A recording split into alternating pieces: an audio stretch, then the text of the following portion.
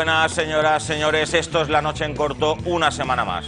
Conmigo faltaría más Augusto González Braña. ¿Qué tal, Augusto? Muy bien, Gonzalo. Soportando este calor ya que nos viene de primaveral. Y bueno, ya preparando las vacaciones merecidas. Yo creo que ya toca. Y ya que la cartelera... Además, lo que nos espera después de Semana Santa. Efectivamente. Pero bueno, ¿Estás preparado ya? De momento estamos en pre-vacaciones. Así que, como la cartelera no acompaña, pues nos tenemos que ir a las procesiones, no nos queda otra.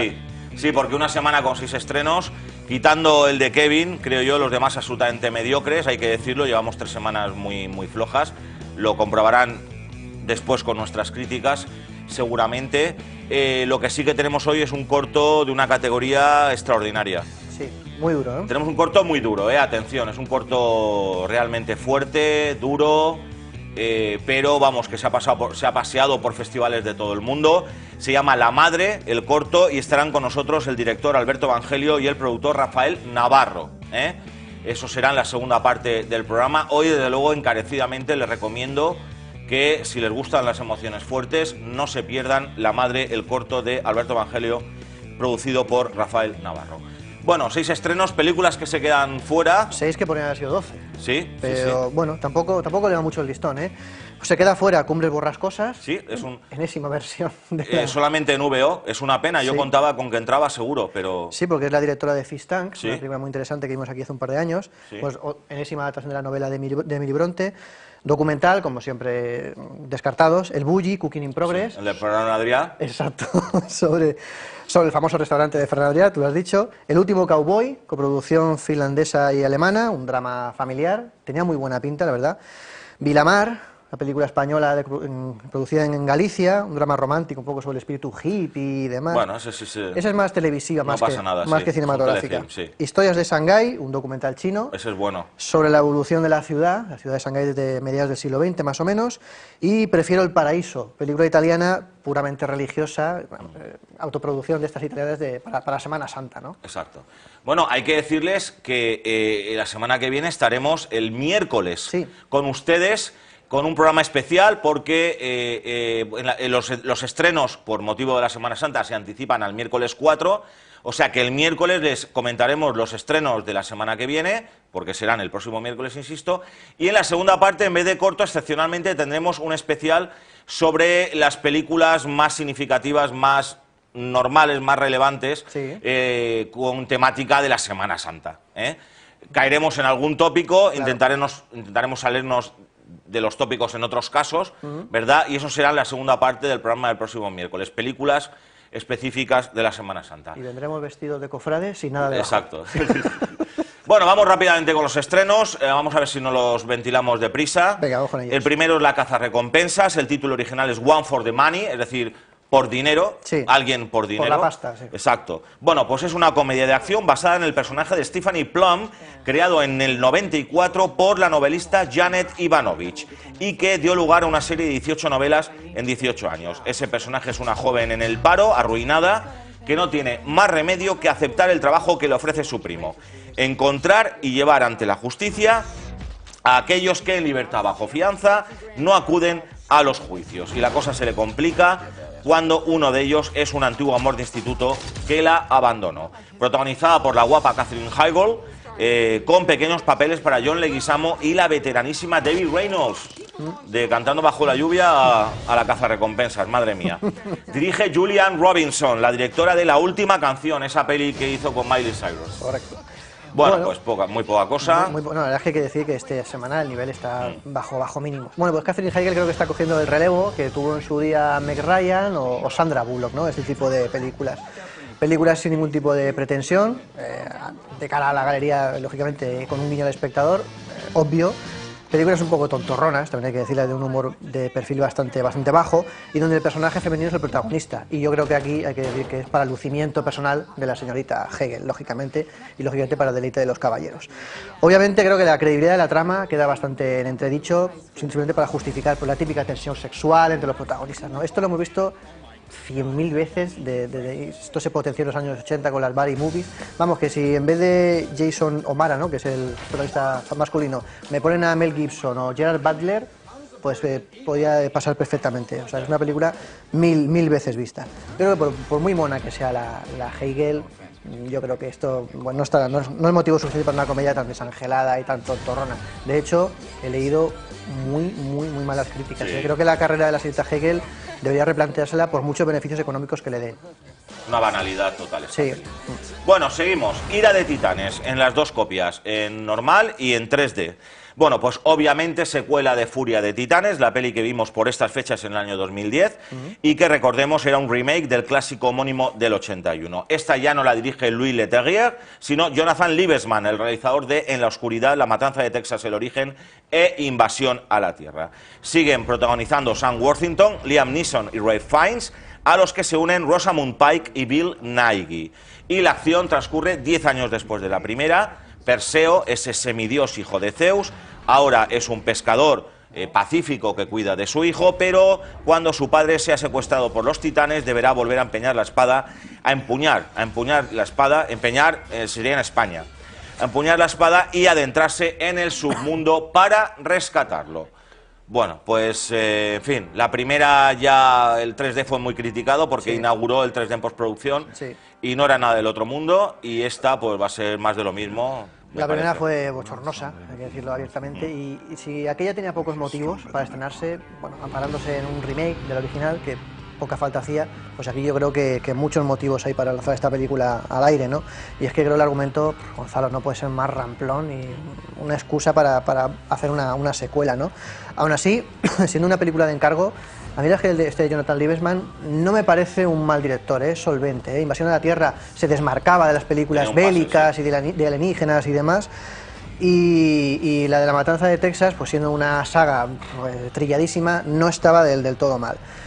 Pasa que aquí creo que se ha apostado más por los efectos visuales, por los FX, mucho más que en la primera parte, y la historia, pues como digo, es lo de menos. Es la típica, se caen los típicos clichés de las películas de aventuras, es decir, el típico viaje del héroe hasta que al final, pues la confrontación final, la gran batalla, y en el medio, pues seguramente habrá algún romance con la chica de turno, o sea, nada fuera de lo normal. Una película más de forma que de fondo, y esperemos esta vez, lo que tú decías, que el 3D, que es la única baza que puede tener la película, despunte, porque el de la primera parte fue un auténtico timo en toda regla. Esta se ha concebido para 3D. Entonces, quizá puede valer la pena verla en 3D. Muy bien, tercer estreno de la semana, Lorax, film de animación que adapta un cuento de Theodore Seuss Geisel, más conocido como Dr. Seuss, o Dr. Seuss, como pronunciaba Danny DeVito, por cierto. El mismo de El Grinch, Horton y El Gato. El Gato, esa peli que pasó desapercibida con Mike Myers. Bueno, pues una peli de animación con marcado carácter ecologista. El Lorax es un ser diminuto, bigotudo y a ratos cascarrabias, que es el guardián del bosque y que deberá impedir que un villano tale todos los árboles. Codirige Chris Renaud, el de Gru, mi villano favorito, y está doblada al español, el Lorax, el personaje del Lorax, por el propio Danny DeVito. Danny DeVito ha hecho el doblaje en 4 o 5 idiomas, incluido el castellano. Exacto. Bueno, pues, en fin. Bueno, la verdad es que las películas de animación de Universal pasan un tanto desapercibidas. Yo creo que tanto la Fox como Universal creo que han asumido que son las terceras en discordia, después de Pixar y DreamWorks. No obstante, bueno, pues habría que dar un cierto grado, ¿no?, de atención a la película, pero creo que su gran hándicap es, creo que tiene poca sustancia en la película, ¿no? Yo no sé si el protagonista es el niño protagonista o es esta criatura, este personaje, y además creo que tiene poca enjundia, poca carisma, ¿no? Y eso, desgraciadamente, creo que le va a costar seguramente en taquilla.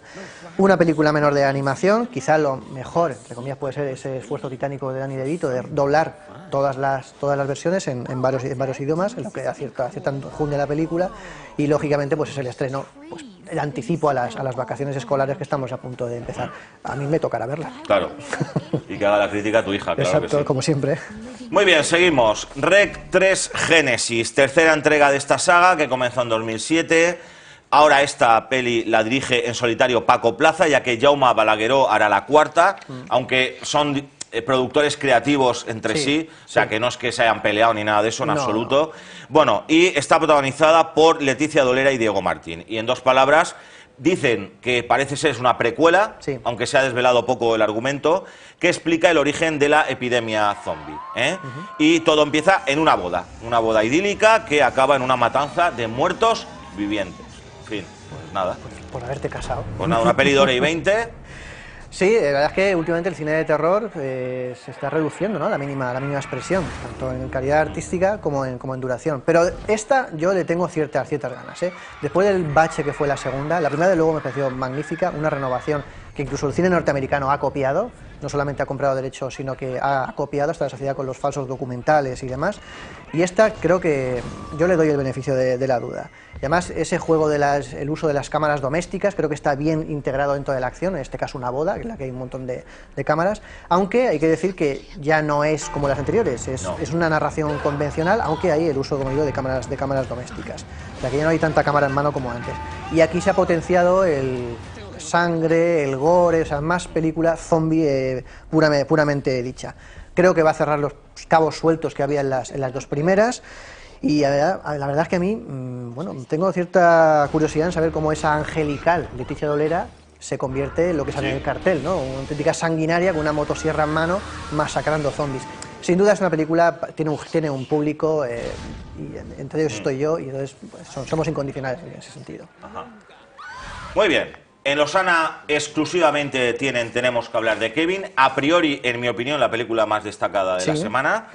Bueno, una película que se estrenó la semana pasada en el resto del país y que la empresa Vicente Espadas recupera para Alicante. Bueno, pues tenemos que hablar de Kevin. En dos palabras, es un drama sobre la difícil relación de una madre con su disfuncional hijo.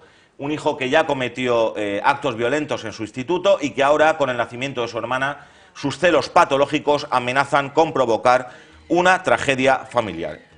Está protagonizada por Tilda Swinton, que ganó el premio de la Academia Europea del Cine a Mejor Actriz, y John C. Reilly. Es una peli especialmente recomendada para los que se están pensando en tener hijos.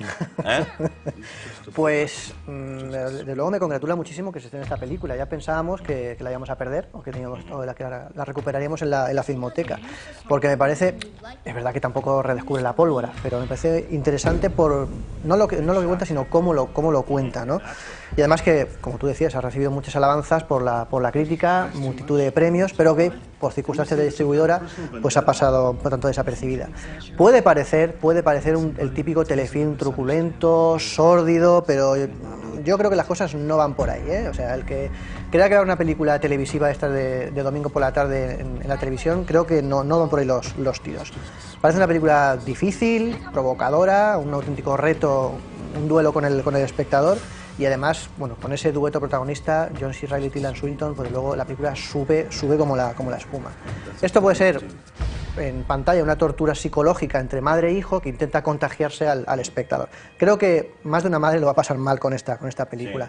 Sí. Y esto entronca un poco con el cortometraje que luego veremos, ¿no? Sí. O sea, que nos viene un poco al pelo. Y viniendo de la mano de una directora mujer, creo que todavía gana más enteros la película. A mí, de luego, tengo mucho interés en ver esta película, ¿eh?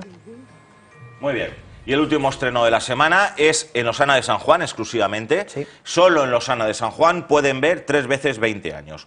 Una coproducción entre Francia, Bélgica y Gran Bretaña, con título original Late Bloomers, que es los que florecen tardíamente, de floración madura, ¿no? En fin, vea como el título, como el contenido de la peli. Porque la peli es un melodrama que nos describe la crisis en la madurez de un matrimonio de sexagenarios. Al paso del tiempo se une la tentación de una joven compañera para él y de un guaperas cazadotes para ella, protagonizada por William Hurt e Isabella Rossellini, y como curiosidad dirige Julie Gabras, la hija del gran cineasta griego afincado en Francia, Constantin Costa Gabras. Bueno, pues en San Juan 3 veces 20 años. Bueno, pues William Hurt creo que quiere rememorar su gran papel de Fuego en el cuerpo, pero claro, aquí ya han pasado los años y está pagando un poco el precio de la vejez y obviamente el de la Viagra, ¿no? Bueno, pues película con, yo creo que poco contenido narrativo, poca historia, una película más de reflexión, de asunción de un momento vital, de unos personajes, es decir, la entrada en la tercera edad o la vejez.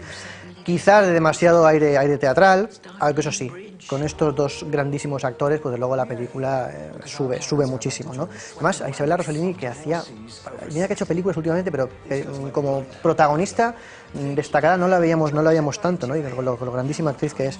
Y bueno, pues su distribución, al menos aquí en Alicante, pues poco menos que la han condenado al olvido, ¿no? Veremos si la semana que viene estamos hablando de esta película. Y esperemos que la hija de Costa Gabras pues haya aprendido bien de su padre. De hecho, el guión es propio de la hija de Costa Gabras, así que veremos si sigue los pasos de su padre. Difícil lo tiene, desde luego.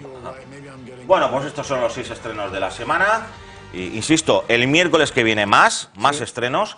Y vamos ya con las críticas rápidamente. Les damos nuestra opinión sobre Blancanieves, Mirror, Mirror. Bueno, pues en mi opinión, algo mejor de lo esperado. Creo que es una peli que se puede ver, porque no es lo que anticipaba el espantoso tráiler que ofrecía una apología de la estulticia. Aunque algún momento de estos existe en la peli, como sobre todo, como todo el mundo ha dicho, el príncipe actuando como un perrito faldero, que es bochornoso. Pero esta Blancanieves, que no tiene nada que ver en el tono ni en el estilo con la de Disney del 37, resulta una peli no para tirar cohetes, pero sí aceptable, vistosa y amena. Tiene más de comedia, el protagonismo es para la madrastra, Reina, normal, si está protagonizada por Julia Roberts, ¿verdad? Los 7 enanitos son mandoleros y al príncipe efectivamente le falta un hervor, ¿eh? Y Blancanieves es una guapa Lily Collins, la hija de Phil Collins, pero a la que tenían que haberle depilado las cejas. Sin duda. Formalmente, la producción es solvente, con la estética acusada habitual de Tarsem Singh, esa estética como de ensoñación, sí, ¿verdad? Sí. Y un destacado vestuario de la fallecida Eiko Ishioka, a la que se dedica la película.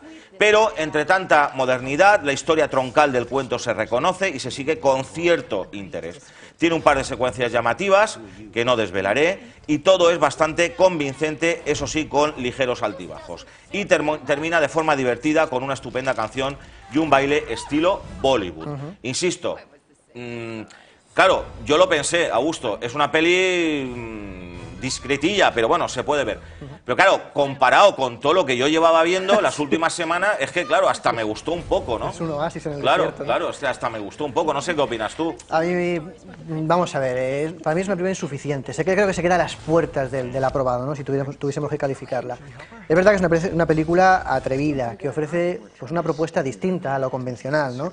Pero creo que al final se queda la cosa en agua de borrajas. Y creo que la condena pues su excesiva atención al formalismo y sobre todo la dejadez en el plano argumental y narrativo. Y es que no voy a poner ningún pero en el aspecto técnico, formal, porque es verdad, nos traslada directamente a ese mundo de sueños, encantado, repleto de detalles. A nivel de vestuario, escenario, maquillaje, efectos visuales, vamos, brilla, dirección artística brilla con luz propia, ¿no? Aunque es algo oscura, ¿no? Un tanto excesiva por momentos. Pero para mi gusto el error de esta película es pues la falta de ternura, de carisma de los personajes. Creo que eso la distancia mucho del espectador y sobre todo de la película de animación. No tiene el encanto de la película de Disney. Creo que el espectador pues no empatiza con los personajes, ni siquiera con los propios enanitos, ¿no? Que quizá eran los más candorosos de la película original. Y por otro lado me pareció que el montaje es excesivamente acelerado. Incluso en los momentos en los que no son momentos de acción hay una sucesión de planos incesante que es realmente mareante, ¿no? Y además totalmente innecesaria. La película efectivamente se centra más en el relato de la reina, creo que eso hace que pierda peso, está hecho lógicamente para el lucimiento personal de Julia Roberts, y la historia pues me parece una mera excusa. Yo creo que ha intentado aunar el cine de Bollywood, cine oriental, con el cine comercial de Hollywood, le ha salido una pequeña bizarrada, pero un tanto, pues eso, pobre en contenido, excesivamente formal, para mi gusto, demasiado recargada. Muy bien, les doy mi opinión sobre Almaña, bienvenidos a Alemania. Un rollo extraordinario, es una peliculita totalmente irrelevante que no ofrece prácticamente nada. Es una mezcla de crónica histórica centrada en una familia y homenaje a los gastarbeiter turcos. Ya lo explicamos la semana pasada, es decir, esos turcos que en los 60 y 70 emigraron desde Turquía a la Alemania occidental en busca de una vida mejor. Es un tema que podía haber dado lugar a reflexiones interesantes sobre la identidad, el desarraigo y los problemas de adaptación, y se queda en una insulsa sucesión de situaciones anecdóticas, superficiales y banales de la familia protagonista, acontecidas tanto en su Turquía de origen como en Alemania. Lo más extraordinario que le ocurre a esta familia es que la nieta se ha quedado embarazada de su novio inglés. En mi familia a diario suceden cosas mucho más interesantes y extraordinarias que a las de esta familia de turcos, ¿verdad? Además, el tono es naif, de una ligereza trivial, entre el Tornatore más sentimental y el Ettore Scola más distante, con música de las pelis de Mir Kusturica. En definitiva, la nada, solo el aburrimiento, nunca interesa ni atrapan las insustanciales cuitas de esa familia. Y por último, el doblaje en esta peli es algo inaudito, alcanza cotas de masacre, es realmente patético y la manipulación y la adulteración del doblaje de esta película, en serio, hablando en serio, alcanza cotas inimaginables. Les explico rápidamente. Al principio empieza la película de los abuelos de la familia, que son los que en los 60 y 70 emigraron, es decir, empieza en el presente la película, y sorprendentemente, cuando entre ellos, entre el matrimonio, hablan en turco y se subtitula, se respeta el turco, y cuando hablan en alemán, los demás personajes se dobla al castellano. Pero resulta que hacen un flashback, la película nos lleva a la Turquía antes de la emigración, y en Turquía se habla en turco y se dobla al castellano. ¿Qué pasa? Que tenemos una película donde en Alemania turco y castellano, y resulta que los que hablan turco cuando están en su país hablan en castellano. Claro, cuando los turcos llegan a Alemania, para mostrar el conflicto, la dificultad de comprensión de los turcos con el alemán cuando llegan, ¿qué hacen? A los alemanes los doblan hablando un castellano patético, deficiente, como en Bienvenidos al Norte con los TIS. Igual, o sea, realmente, insisto, patético, una película que no se puede ver doblada porque es una adulteración y una manipulación de una arbitrariedad, vamos, realmente escandalosa.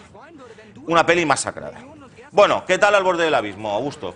Pues se queda a las puertas, desgraciadamente. Es una peli que aparentemente pretendía jugar con el espectador a base de giros de guión, trucos de magia y demás, pero que finalmente pues creo que no consigue su cometido. Es un fallido y por momentos torpe relato que evidencia sus carencias, sobre todo a nivel de guión. Y es que el gran problema de la película es la falta de personalidad de sus personajes, que son los que tienen que llevar el caballo de la película, porque cuando no son meros floreros, ¿no?, que poco o nada aportan a la trama. Es el caso, por ejemplo, de Génesis Rodríguez, ¿no?, que por mucha hija del Puma y demás, tiene un agradecidísimo escote que se muestra en todo su esplendor, en varias ocasiones, pero que llega un momento en que su personaje tiene que decir algo más que su volumen pectoral, ¿no? Y el personaje de Ed Harris, que es un villano completamente desdibujado, de dibujos animados, que no tiene ningún tipo de peso en la película. El resto pues son recursos fáciles, clichés, convencionalismo de género, que hacen que una idea inicial pues prometedora, poco a poco vaya dando síntomas de agotamiento, hasta desembocar en un final atropellado, previsible, donde las supuestas sorpresas pues finalmente no eran tales, ¿no? Y además no ayudan mucho las interpretaciones de los protagonistas. Sam Worthington es un palo, hay que decirlo, esta semana lo tenemos con Ira de Titanes, y Génesis Rodríguez, que creo que todavía no ha salido de los culebrones venezolanos, ¿no? Bueno, pues la película creo que peca de pretenciosidad, en definitiva, y a medida que avanza pues va mostrando sus limitaciones de guión, lo que le hace pues eso, monótona, repetitiva, convirtiéndola pues en un petardo de mecha corta y con la pólvora mojada. Ajá. Muy bien, vamos con las dos últimas críticas. Les doy mi opinión sobre el exótico Hotel Marigold, con copia en versión original en Yelmo. Yo la vi en versión original. Bueno, pues el exótico Hotel Marigold es una película de autoayuda para jubilados, una peli buenrollista, vitalista, optimista, un retrato coral en el que para un grupo de británicos de la tercera edad su retiro en la India será iniciático. Los hará encontrarse a sí mismos, encontrar nuevas perspectivas para sus vidas, o también se podría definir cómo ese desvencijado Hotel Marigold se convierte para ellos en un geriátrico vivificante, en una especie de tónico vital que los anima y les hace ver las cosas claras. Dicho todo esto, que reconozco que suena peyorativo, que suena despectivo, tengo que decir que la peli está cuidada en el fondo y la forma. Obviamente busca lo sentimental, busca en lo melodramático, con continuas notas de comedia, eso sí, el camino para seducir al espectador, sobre todo si se encuentra en la edad dorada, pero lo hace con distinción y clase proveniente del oficio del director John Madden y más que nada, por supuesto, del reparto de ilustres y espléndidos actores y actrices veteranos británicos. Con ellos ya tenía la peli mucho ganado.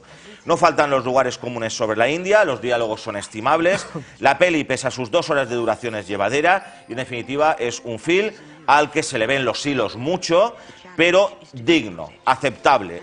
Quizá monocorde, de limitado interés, desde luego, pero no molesta. Creo que merece el aprobado.